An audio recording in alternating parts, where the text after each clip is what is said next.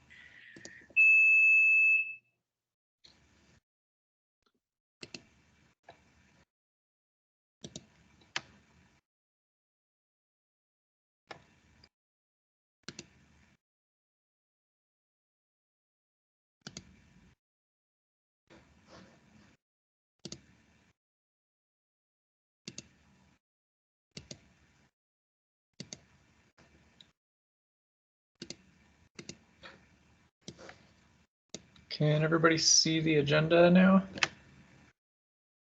Perfect. Yeah. Let's see. I think we are hopefully just waiting on Vera.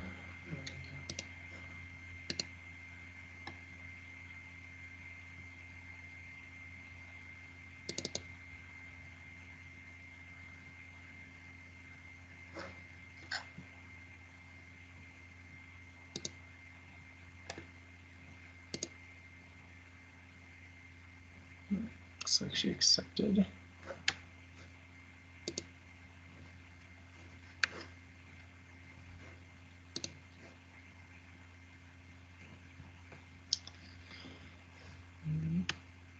Do we want to start with some introductions while we wait for Vera to hop on? I guess I can start. I'm Alex Hydrate, Principal Transportation Planner with Boulder County. Serve as the staff liaison for the NEPPIDAC Advisory Committee. And I will turn it over to our chair, Shireen. Hi there, my name is Shireen Shahal. I've been on the board since 2016, maybe January 2017. And I'm an attorney up in Ned. Karen? Hi, I'm Karen Blakemore. This is Charlie. She likes to get on my lap when I'm in meetings.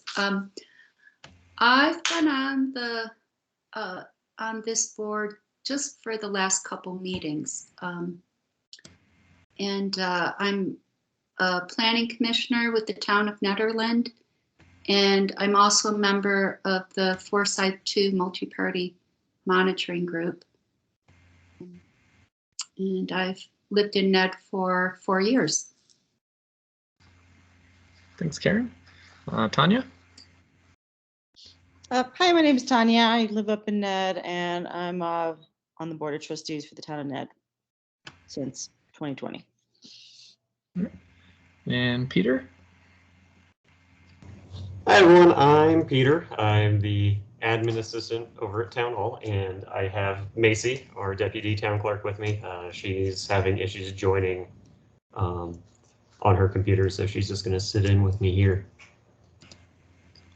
All right. Let me ping Vera real quickly.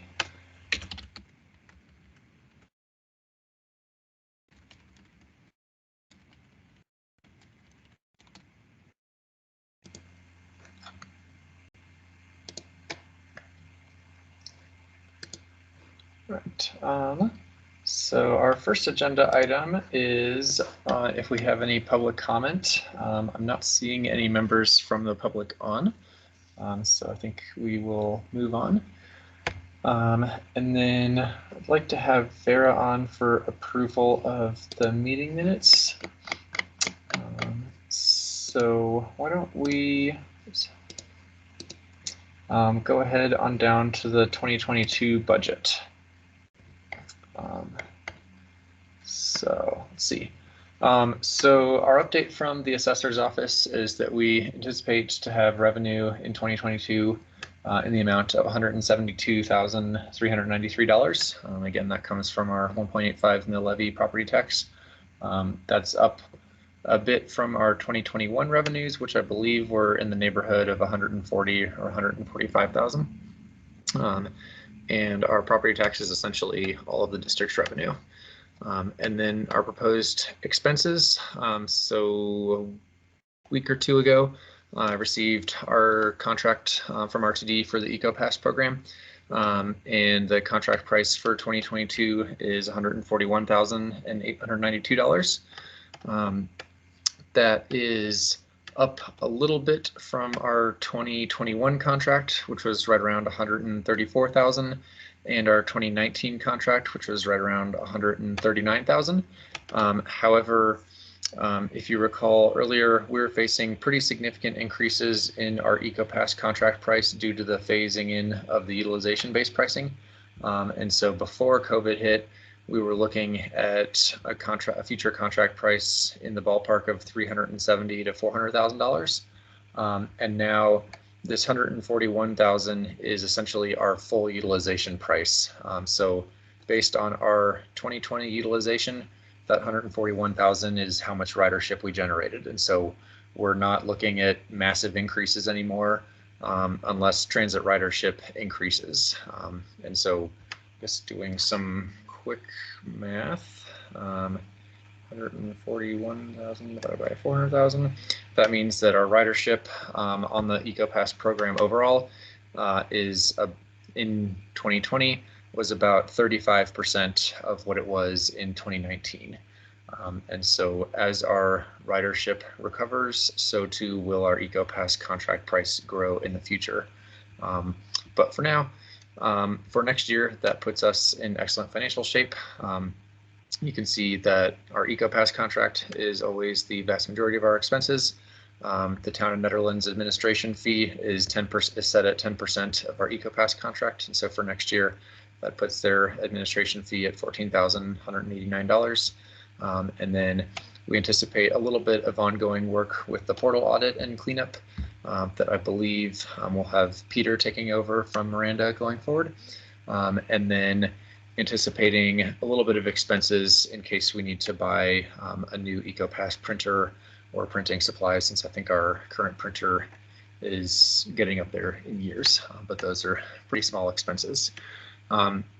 So that brings our total proposed expenses for 2022 to $159,081, which means that we would be putting $13,312 back into our fund balance. And so at the end of 2022, that would bring our fund balance to just under $66,000. So with that, are there any questions?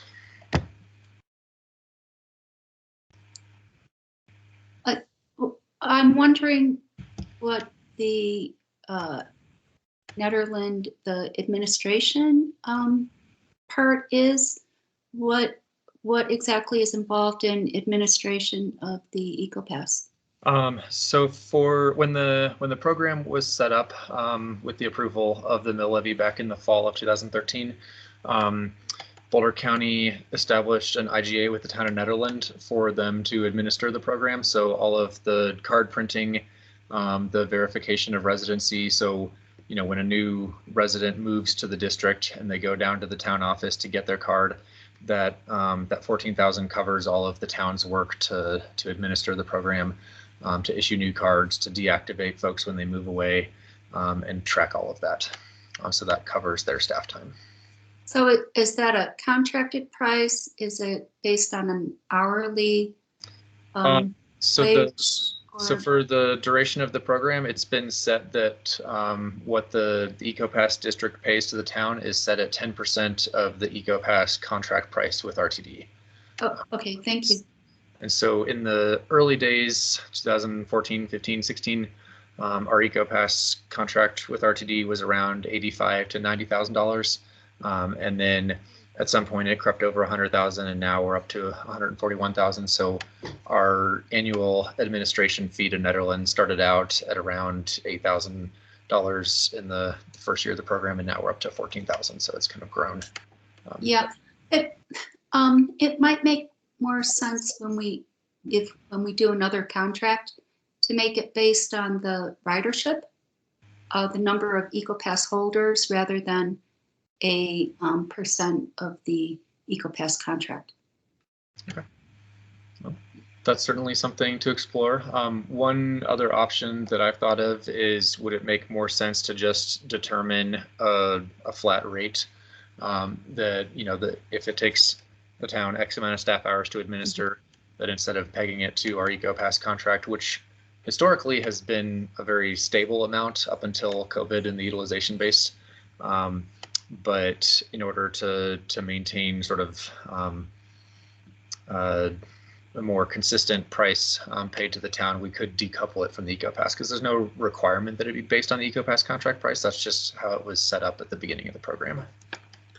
Yeah, I think it makes most sense to base it on the cost to the town for the administration, which is what you just outlined.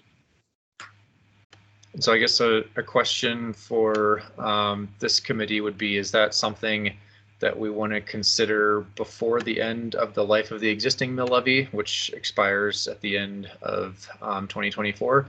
Yes. We've made it most of the way through our 10-year term with this measure in place, or is that something that we want to revisit if for a potential extension when we're kind of redoing everything for the district? I think we should do it sooner. Okay. Well, because you said we're at 33% of ridership. So if we go back to 100%, then town's gonna get close to $50,000, close to $45,000 instead of the $15,000, 14. Well, that's a lot for not much different work. Mm-hmm. And don't we also need to raise the mill levy or something? As soon as ridership goes up, we're going to be in a deficit. Yeah, we'll get to that in another agenda item or two. Gotcha. Yeah, I think yeah, to follow up with what Tanya just said, I think it would be good to explore that and not make a final decision until we look at how many hours the town spends administrating the contract, and then go from there. Mm-hmm. Okay.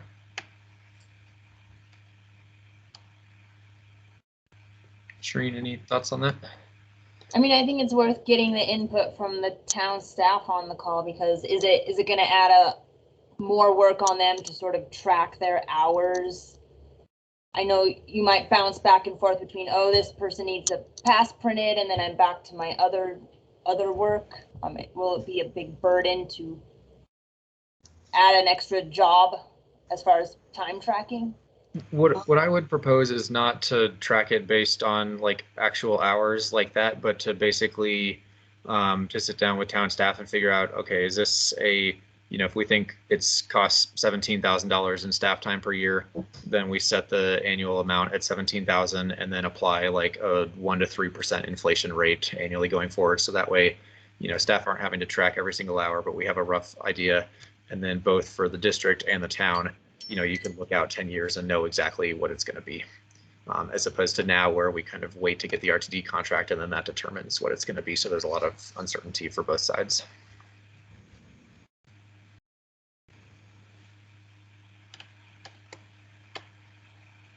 Peter, did you want to jump in? Yeah, I was just going to mention that tracking hours wouldn't be like if I was doing it like to the second, it would be a little bit of work, but I would say it usually averages me about 5 minutes to completely process someone's EcoPass, and I keep a track of how many people come in to get their EcoPass done or changed or renewed, and so I can kind of average the amount of time, and you could make an informed number based off of that.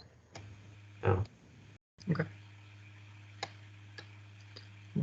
Sounds like the general consensus is yes, we should be looking at some other options for how to set that administration fee, and that we don't necessarily need to wait until an extension of the mill levy to look at those options. So I can get with the town staff offline and we can come up with some options and bring that back to the committee at the next meeting.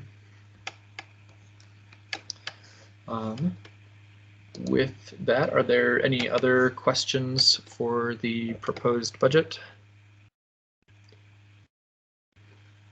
Would someone like to make a motion to recommend to the Board of County Commissioners acting as the Board of Directors for this district to approve the 2022 budget as shown?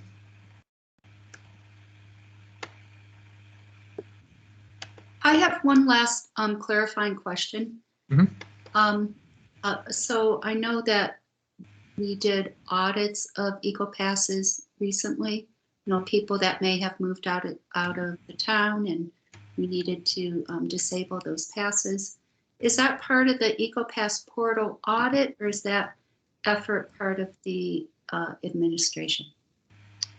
So for the older passes that we're trying to clean up, that's part of the audit. But for anything that essentially started in 2019 or so and on 2018 or so and ongoing, that's just part of the administration fee. So the administration includes like our tightened up procedures going forward from when we started, but looking back into our older passes, that's the separate audit line item. Oh, okay. And it just occurred to me that town staff, I would recommend that they include the time that they're in meetings for the eco-pass as part of their calculation of cost to them. Okay.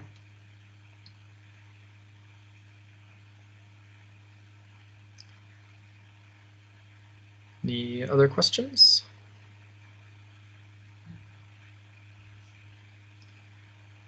Would someone like to make a motion? Yeah. This is Tanya. All right. I'd like to make a motion to approve the budget. And do we have a second? I will second that. And all in favor? Aye. Yep. All right. See none opposed. So motion passes. Let's see. What's the next item on our agenda? All right. So this. All right. We can handle these two together. So an update on the RTD equity analysis and fair study.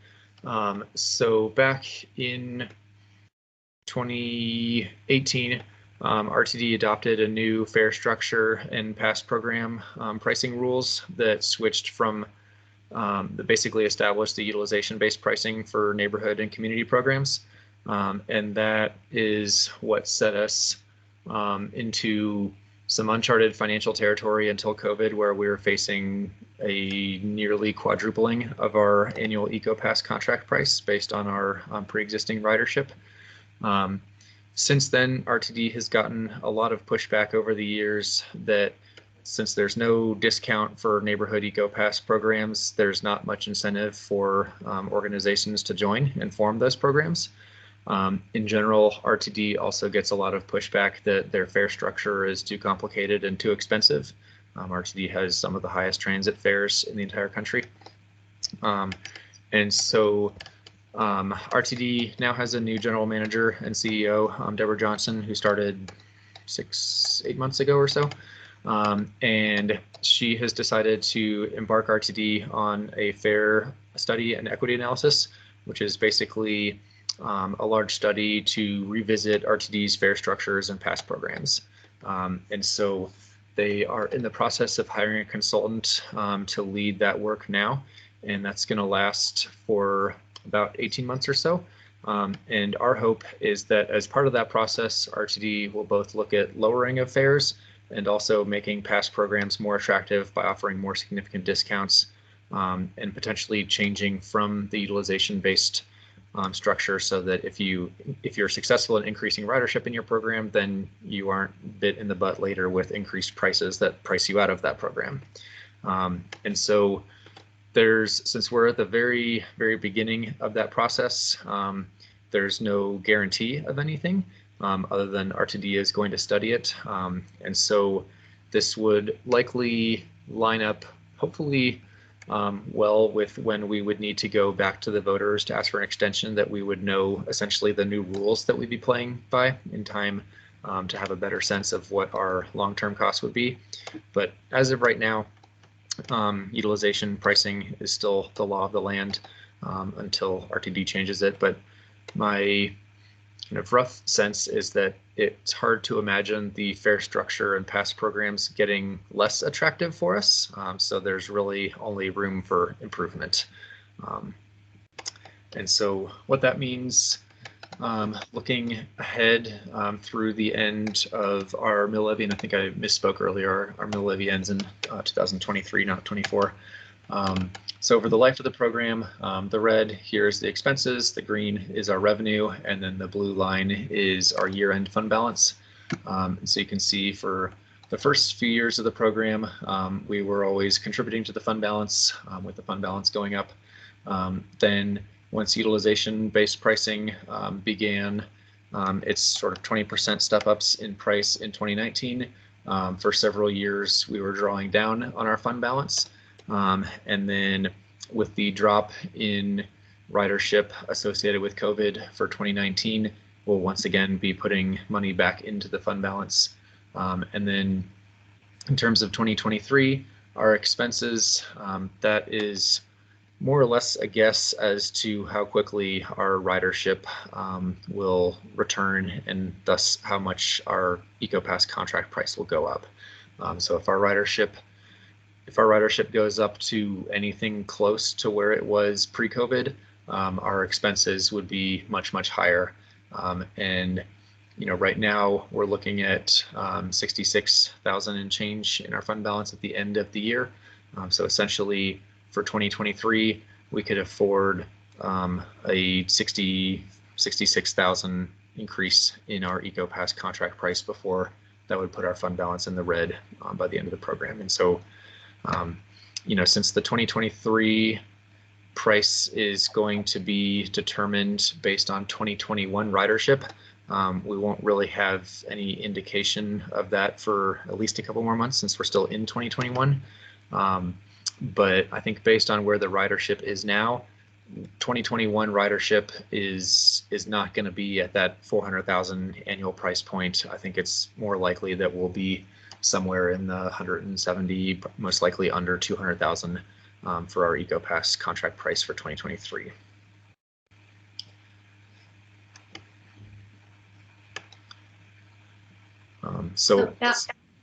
Excuse me, Alex, did you say that the contract price is based on the ridership from 2 years prior?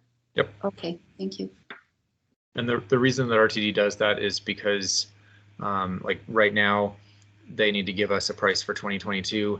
They couldn't give us, they couldn't base the price on 2021 ridership, because then they wouldn't know that until January 1st of 2022, and they wouldn't be able to tell organizations in time. So they look 2 years back. Well, I hope when RTD is looking at a new fare structure and possibly looking at some of these EcoPass programs, is that they take some of the programs as examples.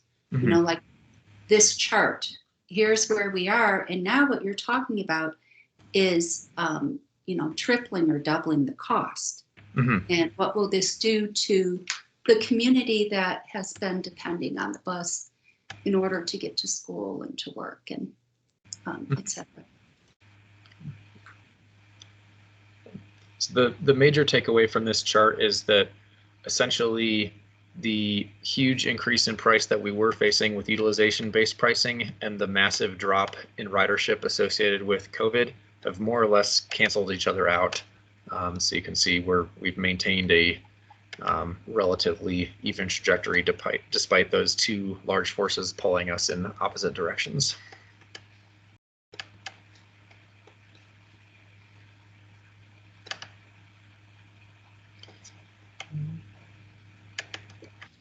Any other questions on our future financial outlook?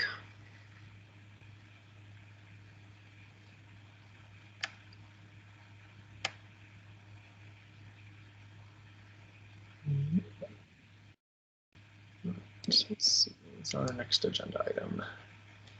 Okay, update on the bus driver shortage and January 2022 service changes. There's not really any great news here. RTD has enough funding to operate up to 85% of the service levels that they were providing pre-COVID. However, they only have enough bus drivers to operate 70% of the service levels that they were operating pre-COVID. And so the next time that RTD will be making changes to the schedule, with the one exception that once Eldora opens for the season, the NB will extend up to Eldora, is early January 2022. And RTD is essentially adding no additional bus service anywhere in the district in January. And so what that means is that accepting the seasonal service change related to Eldora Resort, the NB is not going to be getting any additional bus service anytime soon. Bluntly, we're nowhere near the top of RTD's to-do list for when they do get additional drivers. And based on how quickly they're losing and retaining drivers, their operator shortage is not predicted to get any better anytime soon. And based on their current trajectory, might actually get slightly worse in the short term. So the good news is that RTD is not proposing any further cuts to the NB. The NB seems pretty stable. The bad news is we should not expect any additional service on the route anytime soon. It's hard to see that happening. Alex, do you know, as far as the bus driver shortage, are RTD's salaries and compensation rates comparable to national rates, or do we pay more, do we pay less, or does RTD pay more or less? I think the way that they look at it is not necessarily strictly related to salaries across the country, but they look at relative to the cost of living in the market. So, you know, if there's obviously Denver is a relatively expensive housing market. So even if the salary is higher than, say, I don't know, somewhere in Alabama, if the cost like that doesn't, like, the cost of living might still be more expensive. I think on a cost of living basis, RTD is lagging a little bit the national average. You know, across the country, there's a massive CDL bus driver or CDL driver shortage, you know, for trucking, for long haul transit, for urban transit areas, anything with the CDL school buses. There's a massive operator shortage pretty much everywhere you look.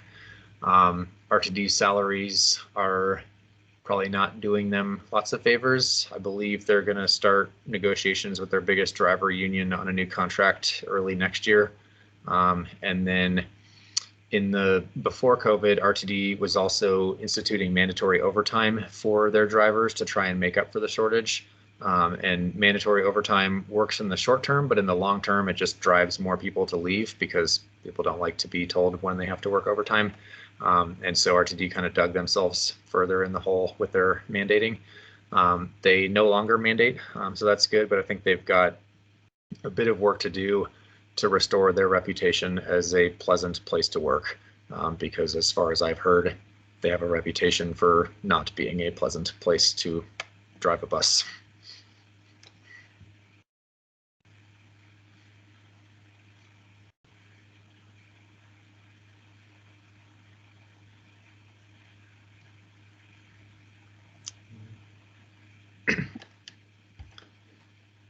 Any other questions on that, or should we move on to an update on the Hessie season? Sounds good. Let me switch my screens here.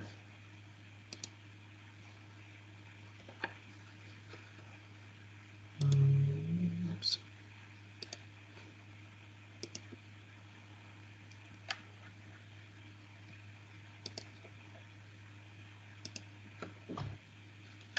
All right. Can you guys see the presentation now? Yep. Yeah, attempt is, oops.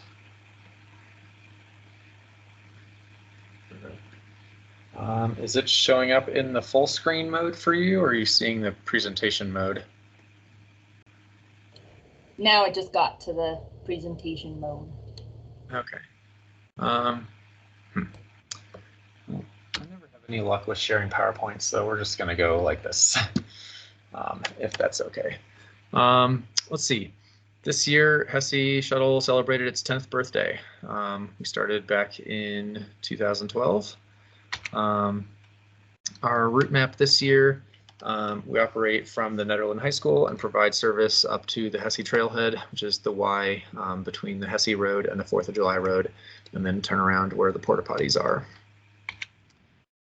For a look at how our performance has done over the last 10 years, the annual boardings were generally trending slowly upwards for years, and then had a pretty big increase to 2019. 2020 had a little bit of an increase despite our very heavily restricted seating capacity on the shuttles, and then also the fact that we didn't start until July 4th weekend. Had we started at Memorial Day, that would have been a lot higher. And then in 2021, where we loosened our seating restrictions and had a full season, our ridership more than doubled compared to 2020. In terms of boardings per day, you can see generally flat for the first 5 years, and then steadily increasing and really ramping up in 2021. We also added Friday service for the first time this year, so we had Friday service from Memorial Day weekend through August 6th, and that's the last date that the high school would let us use their parking lot, because after that they needed their parking lot back on Fridays for school activities. In terms of boardings per hour, been pretty flat, a little bit up and down throughout the life of the program, and then a substantial increase for 2021. Fridays quite a bit lower. Obviously, we learned our Friday lowership was quite a bit lower than weekends, so this year was a bit of a trial period for Fridays since we didn't know exactly how that would go. And then our subsidy per boarding kind of climbed a little higher in the middle of the program, and then it's been steadily declining, and then with the exception of Friday service this year, which was more expensive to provide.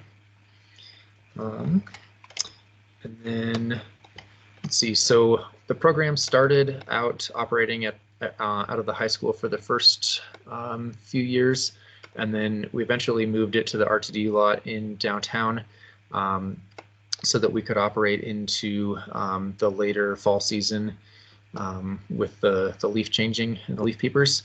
And then the last 2 years we've been back at the high school, partially at the town's request to not overload parking in town. And so for kind of an idea of where we're at this year, the high school has 120 spots. We filled up every single one of those more or less every Saturday and Sunday. Then we had up to 100 or 120 cars parked on County Road 130 between the high school and Peak to Peak. So that's a total of up to 240 cars parked at once for the Hessie Shuttle. And there's about 75 spaces in the RTD lot. So we've obviously kind of well outgrown the RTD lot's capacity for the shuttle. Our daily boardings, the weather was horrible this Memorial Day, and then shortly thereafter our ridership climbed up to close to 1,000 boardings per Saturday, a little bit lower on Sunday, and with the exception of a couple bad weather days, more or less remained at those levels. And then a jump in late September for the leaf peeping. On October 2nd, we were back at the RTD lot because the high school had homecoming activities. I think had we been at the high school that day, the ridership would have probably been up here on that particular Saturday, but pretty steady ridership throughout the duration of the season. We added a checkpoint on the Eldor Road in 2018 at the high school. And so after the parking at the Hessie Trailhead and 4th of July fills up, then we turn vehicles around so that folks aren't driving up looking for parking spaces that no longer exist and causing all sorts of congestion and blocking emergency vehicle access to the trailheads.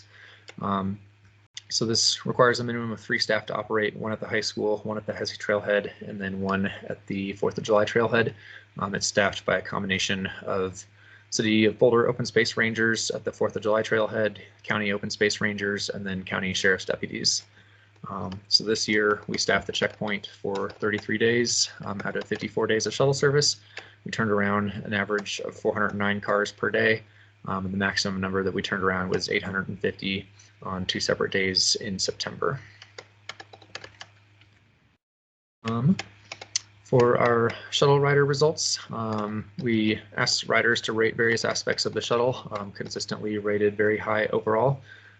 Survey focused on what they came to do. 95% came to hike. I believe 1% were up for overnight backpacking. 99% of their respondents drove to the shuttle stop. Only 1% rode RTD. Our most commonly suggested improvements were to run the shuttle on weekdays and to include both the high school and the RTD lot as parking options for the shuttle. And then 3/4 of our survey respondents were millennials, and close to 90% were white, non-Hispanic, and 98% had access to a personal vehicle.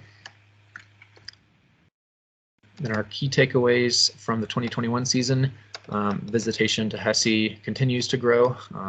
COVID really accelerated the existing trend in growing visitation, and we don't really expect that to subside.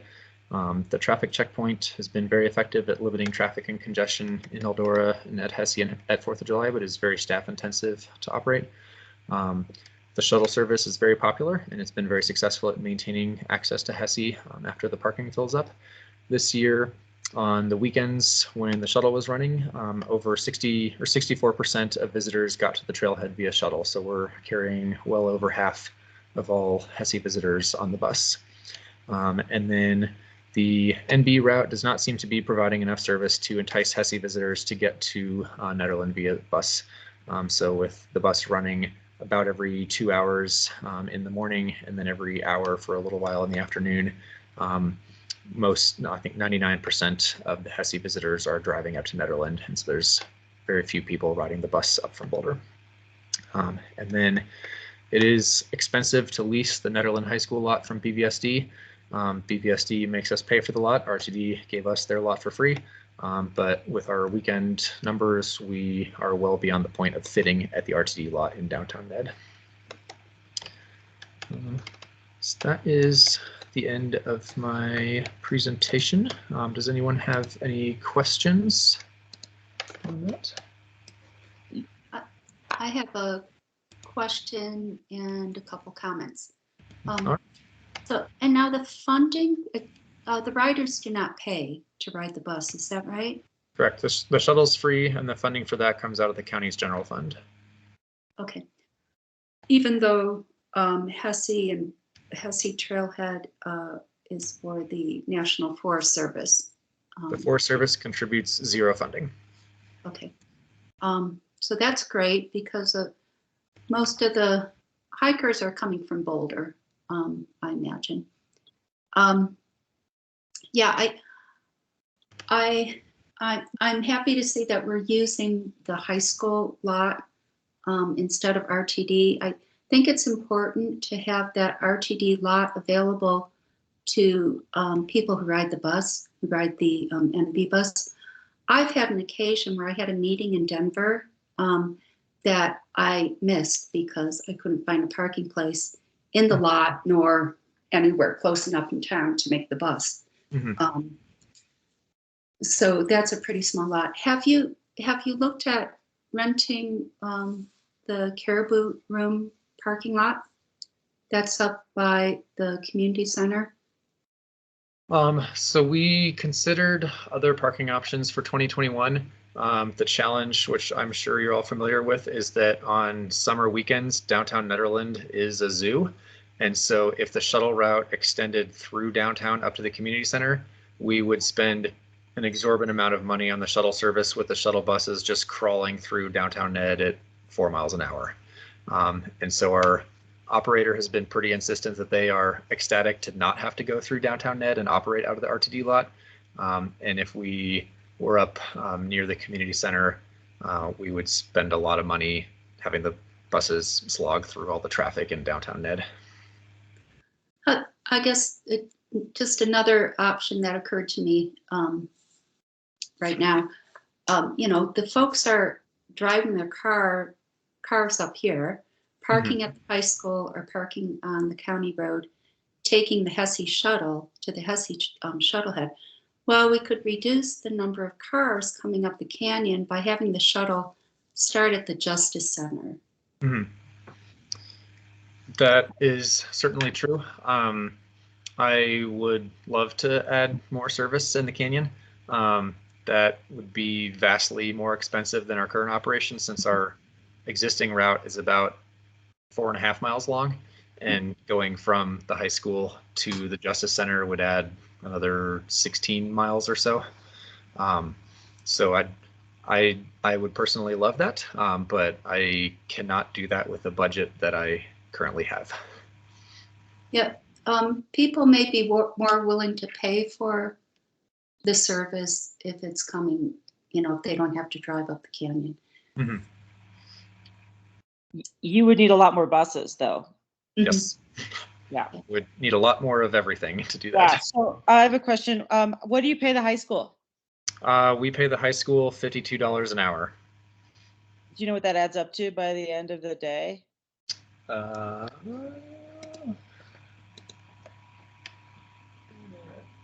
up to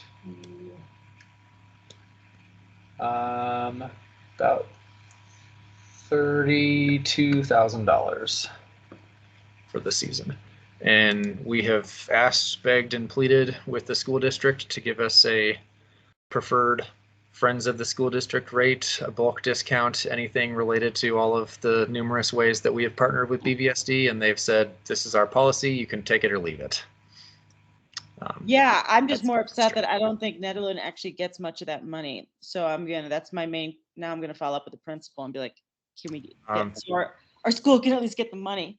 I think it goes to the community schools program. So when BVSD leases any of their facilities, parking lots, gyms, meeting rooms, whatever, that money, I think a portion of it does go to the school, but a portion goes to community schools, and essentially pays for the administration of that program and BVSD's ability to rent out their facilities. And wait, it goes to the community schools. What's it called?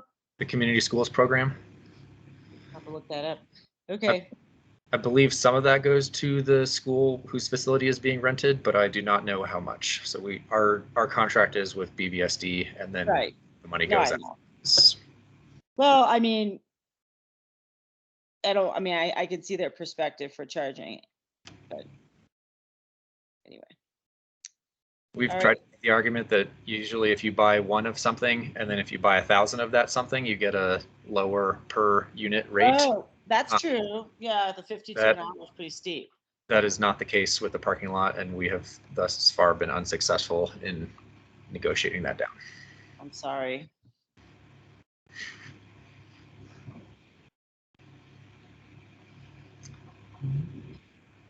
Other questions, comments?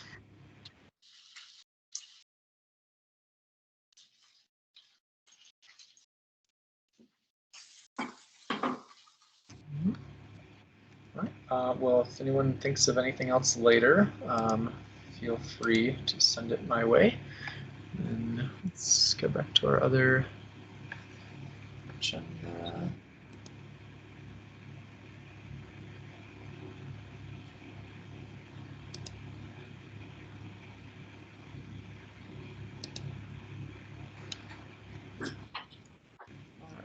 All right.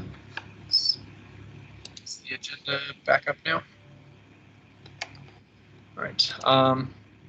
So related to Hessie, and then there's actually a much larger announcement.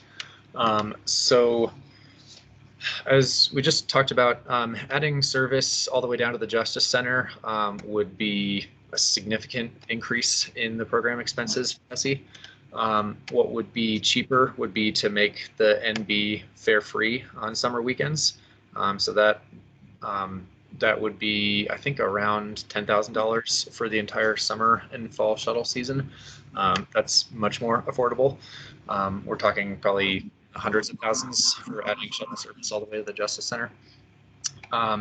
So up until quite recently, I had been thinking about, as a way to encourage more shuttle riders to ride the NB, could we just buy up the fare box on the NB, which would be relatively affordable.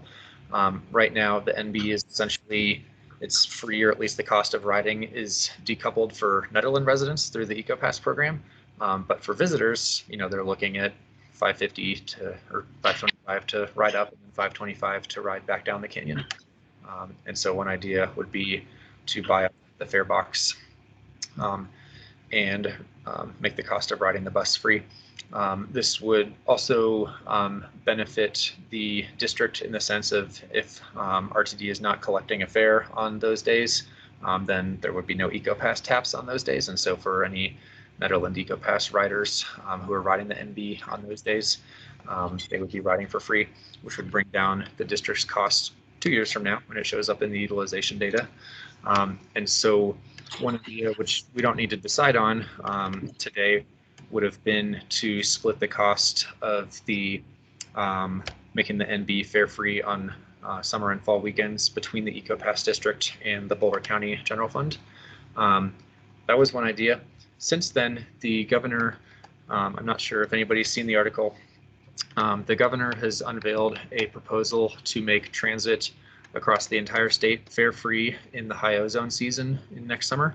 And so as part of his proposed budget that he'll be presenting to the legislature, that would include finding roughly, I think, 45 million in state funding to compensate transit agencies across the state to make transit free during the high ozone season, which is roughly May through August. And so the bulk of that money would go to RTD since they're the largest transit operator in the state and they're collecting most fare revenues. I think besides that, there'd be CDOT's own bus system, Bustang, and then Fort Collins and the Colorado Springs, and then RAFTA, I think would be the other biggest agencies. So if that does come to pass, that would likely increase our ridership. Obviously, it'll make the bus free for everyone for 3 or 4 months out of the year next year, which would be huge. And then it is unknown exactly what impact that would have on our either 2022 or future EcoPass contract prices, because there's likely be some stipulation that, you know, if you have an annual pass that you should get some kind of rebate if the state is paying for transit for 1/4 of the year. So all of that is a lot of unknown. I think the governor just announced that proposal end of last week. So I will not pretend to know all the implications of it, but that could be potentially great news for both our particular finances and for bus ridership and the environment overall. Obviously, targeting to the high ozone season, the goal is to reduce driving when most of our smog generation is occurring when the weather's warmer. So I wanted to provide a quick update on that. If there's any questions on that, I can try to answer, but I will admit I don't have a whole lot more information just yet. Yeah, I'm sorry, my calendar had the meeting starting at 12:30. I'm not sure why. Can you hear me okay? Yep. For some reason, my audio cuts out every few seconds or a second or so on my side, but I was wondering do you know if RTD might pause rides for that time period, because you don't want it to affect our EcoPass program costs, right? So for the 2021 EcoPass contract price, since RTD suspended fare collection for about 2 months in the spring of 2020, they gave us a discount on our 2021 contract price related to that suspension of fares. And so I would say there's a couple different options of how RTD could do that. One would be, since the fare free program is in 2022, they would offer essentially a 25% reduction in the EcoPass contract prices for 2022. Another would be to wait until 2023 to offer it. And yet another way would be so they're not gonna, nobody will be tapping their EcoPass from May through August of 2022. Based on their current utilization model, that 3 or 4 months of no EcoPass tapping, that would show up in the utilization data in 2024. And then when they calculate the 2024 contract price, they would look back at 2022 ridership, and the 2022 ridership would just be lower than it would otherwise be, thanks to nobody needing to tap their EcoPass all summer. And so I have no idea which of those routes they'll go or if they'll come up with some other method, but I would expect there to be a large outcry if RTD did not offer annual EcoPass program holders a discount at some point, since everyone else is getting a 3 or 4 month discount suspension of fares. So I don't know what it would look like, but there's multiple options that would make sense. You know, per their current rules, delaying the, you know, having the discount show up naturally in the 2024 price would make the most sense, but it would also have like the biggest lag between when the state does this and when anybody who has an EcoPass would see the benefit. So I wouldn't be surprised if there's a push to have those two things occur closer in time together. Okay, thanks. Was this only for weekends or every day of the week in high ozone months? This would be for every day of the week I think it's for the entire high ozone season. So Wow. you know, starting May 15th or 30th and then going through August 15th or 30th or something.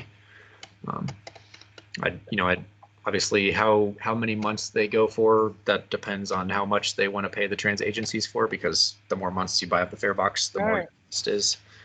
So I don't know where they'll end up.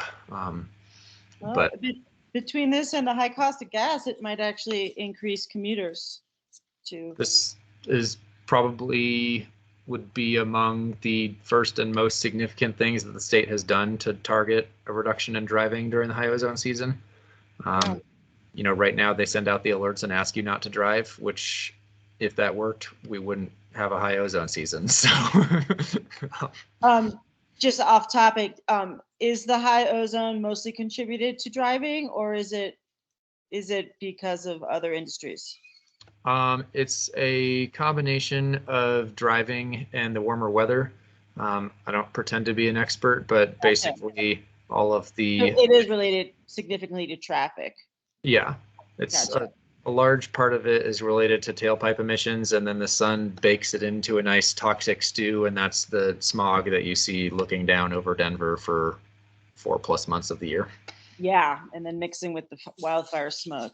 Yes, and then you layer on the brown on top of the gray haze, and then that's our air quality. All right, well, that's good news. Yes, so I hope that goes through and the legislature embraces it, but we'll know more as the state works through its budget process. That's very exciting news. Yes. And I hope that it does make it through. It's good that our state is looking at environmental things and putting money into addressing them. So if we do follow through on number 8, which is the fare box buy-up, I think we need to look at the cost to the EcoPass program and ensure that there would be no loss for the program. In other words, if the cost of the buy-up is $20,000 and we're asking Nederland EcoPass District to kick in $10,000, is that equal to or less than the savings that we would be guaranteed in the future? So assuming the state does not proceed with the summer ozone fare-free transit, we're back at number 8. Based on, so we bought up the fare box for 1 day this year when the Hessie Shuttle was operating out of the RTD lot during homecoming. And if RTD gives us that per day price again, the total cost for summer and fall weekends would be $10,000. So splitting that between the EcoPass district and the county would be $5,000 a piece. Where it gets complicated is that when RTD figures out how much the EcoPass contract price is for every regional boarding, that costs the program $525. But when RTD looks at how much fare revenue a route generates, every regional boarding only generates in their eyes about $2.50 or so, because some people, you ride a regional route and then you ride a local route. So that 525 goes partially as a sign of the regional route and then partially to the local route that you signed up for. So if I think it's going to be impossible to know if it's a direct substitution of, you know, we have the 5,000 increase for the fare free and then do we get a 5,000 decrease in EcoPass? But the way it works is favorable, because for every EcoPass boarding that you don't pay for, essentially you save 525. But for every, you know, if that same person rides the bus, RTD is only counting that as a 250 or so amount towards the cost of that fare box buy up.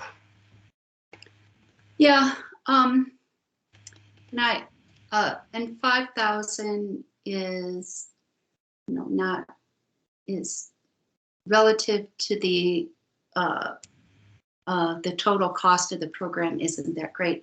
However, I'd like to see the data to just verify that. And I guess it really comes down to if RTD will guarantee that they'll reduce our contract price. So I don't think they would guarantee to reduce the contract price, but by virtue of avoiding EcoPass taps on those summer and fall weekends, that would mean that when RTD goes to figure out how much the price would be, is there would be a whole lot of taps that would otherwise normally be there that wouldn't be there, and so therefore wouldn't get factored into our contract price. So what they'll say is our methodology will stay the same, but by removing a pool of taps from how we generate your contract price, it will certainly reduce our price by some amount by not having those EcoPass taps on those days. And that's in 2022. Mm-hmm. And our current mill levy expires in the last year is 2023. So we're talking about 2024 pricing when we really don't even have a program in place for 2024. I guess I'm just, we're looking at the cost of the program, the property tax that we receive, and the cost of the program doubling or tripling in the future. And 5,000 isn't that much, but I think we better hold on to it unless there's some guarantees about getting that money back. Mm-hmm. Okay. Any other thoughts on that item?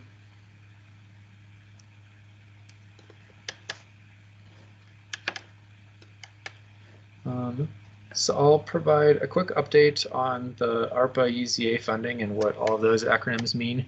I did reach out to our development review team to get an update on what's going on with Eldora's transportation and parking programs this winter. Unfortunately, I have not heard back. I suspect that they might have been busy with our Gross Dam settlement with Denver Water that's been playing out in the news the last couple of days. So I don't have an update on Eldora, but I will try to get that either out via email or bring it to our next meeting. So I'll cover the ARPA UZA, and then now that we have all 4 of our NEPPIDAC members, then we'll go back and vote on approving the March 23rd meeting minutes. So for what all of this, the ARPA UZA funding means. So there have been 3 rounds of federal stimulus that have gone to transit agencies and local governments related to relief for budget impacts due to COVID. The first one was CARES, the second one was CRISA, and the third is ARPA. That stands for the American Recovery Plan Act, I believe. And so as part of the funding that RTD is getting through ARPA, the bulk of that is destined for the Denver Aurora urbanized area, UZA, which does not include communities in Boulder County. And then there are 3 small urbanized areas in Boulder County. It's essentially City of Boulder, City of Longmont, and then the conurbation of Superior, Louisville, Lafayette, and Erie. And each of those 3 UZAs had a certain amount of funding in ARPA set aside for those.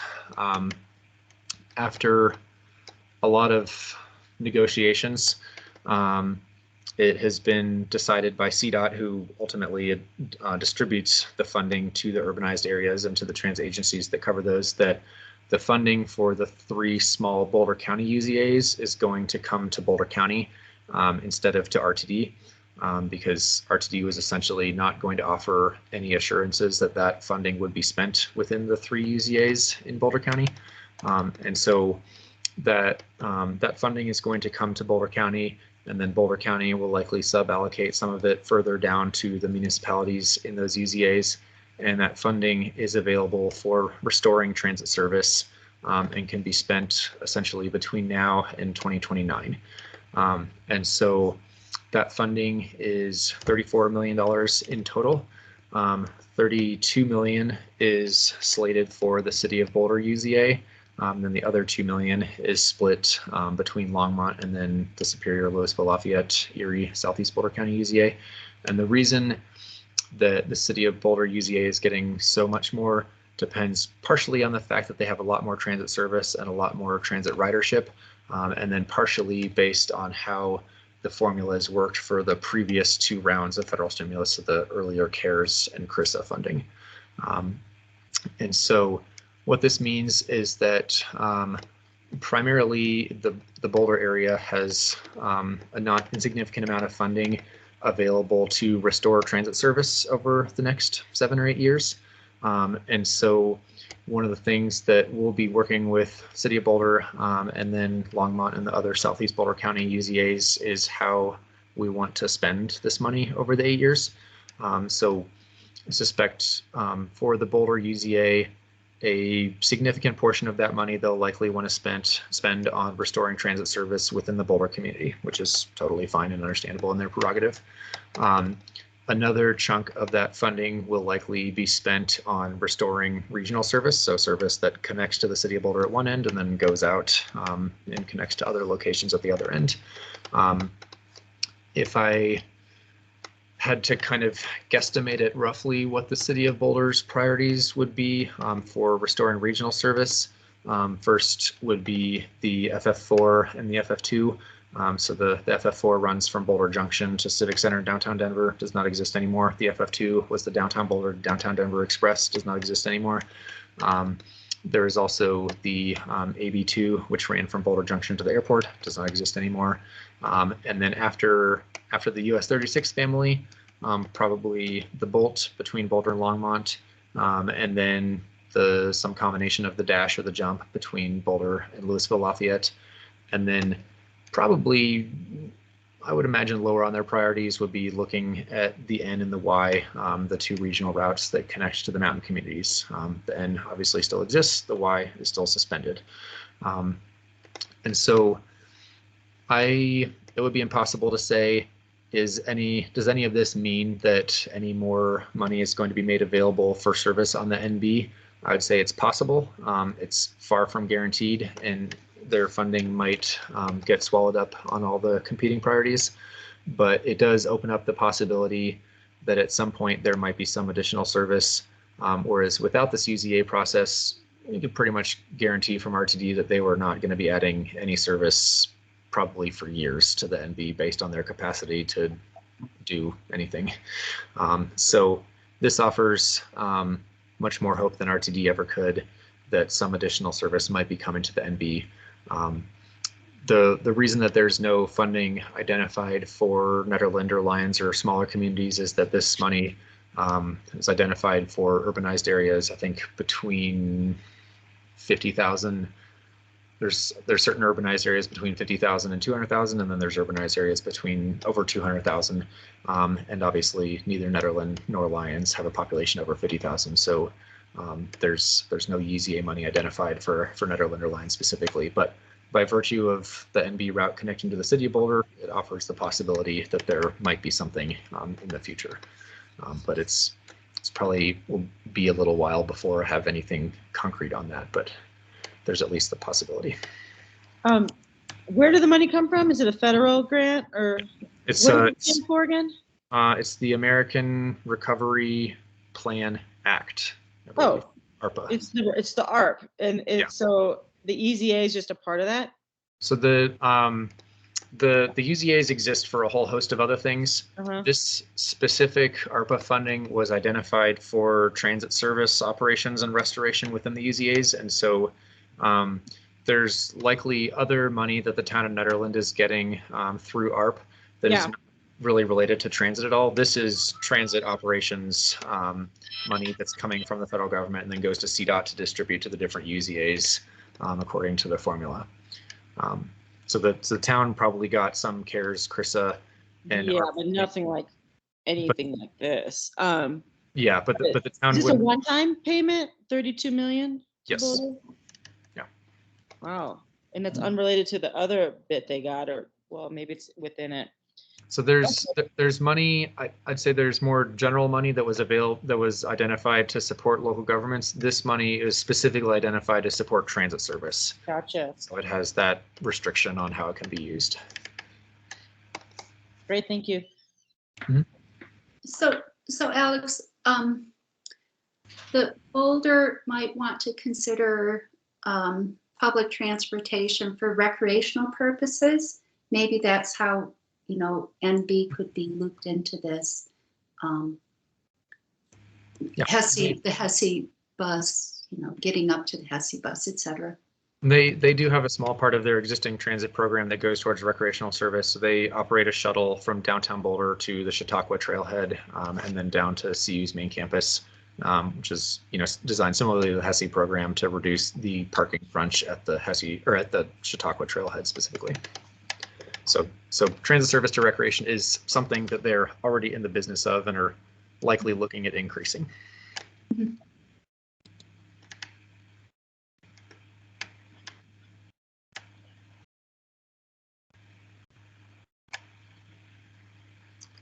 Any other questions on that? I think we still have to approve the minutes. Yep. Now that Vera's here. All right, let me switch screens to the meeting minutes.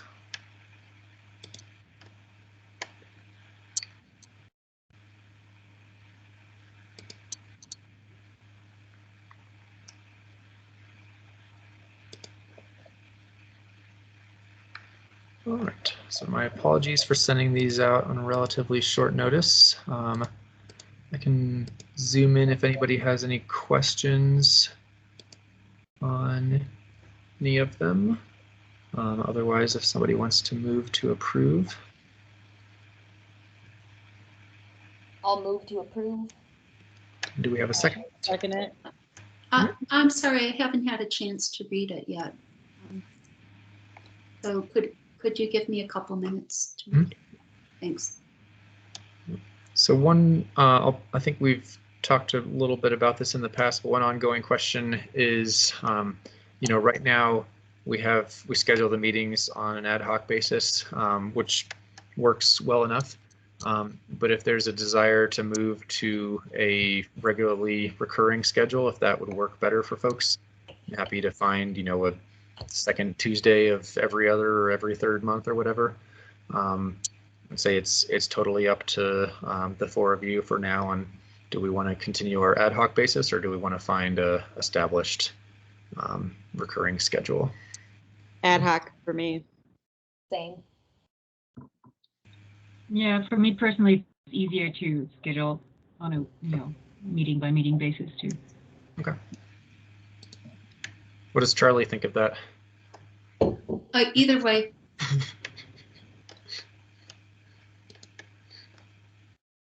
So while Karen's still scanning the minutes, I'm sorry I missed the first part of the meeting.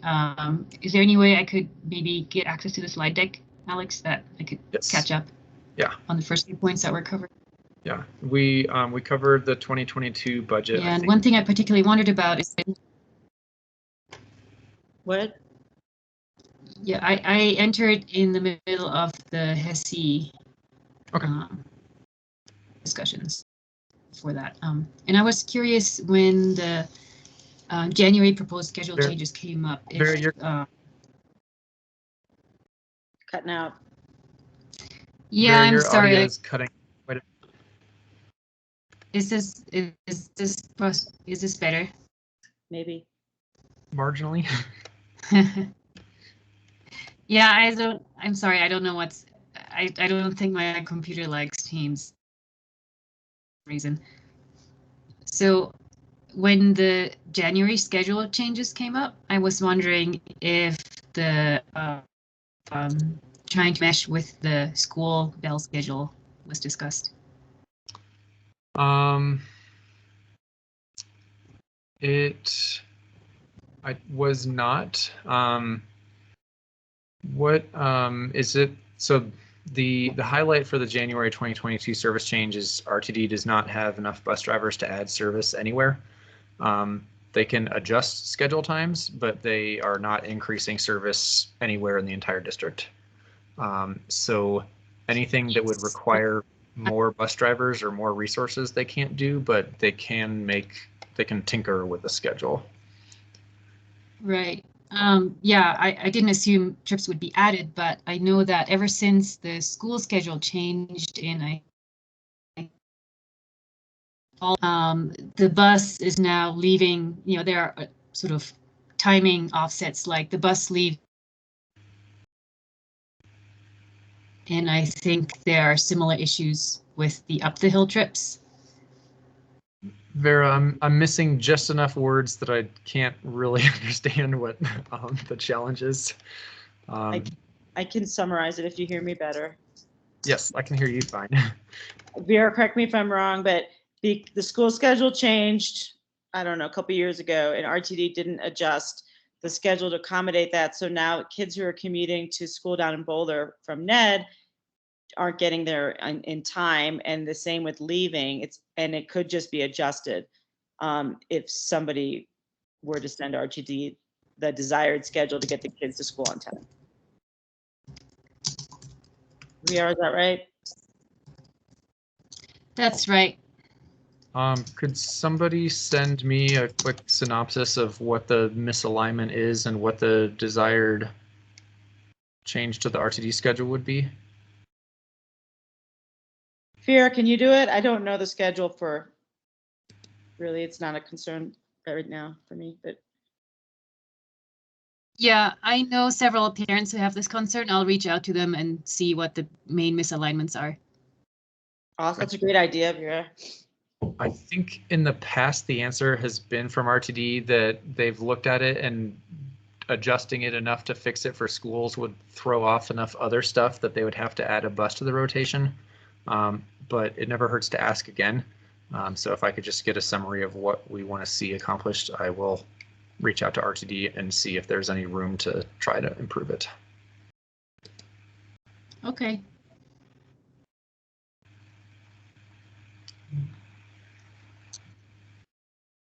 The minutes look good to me.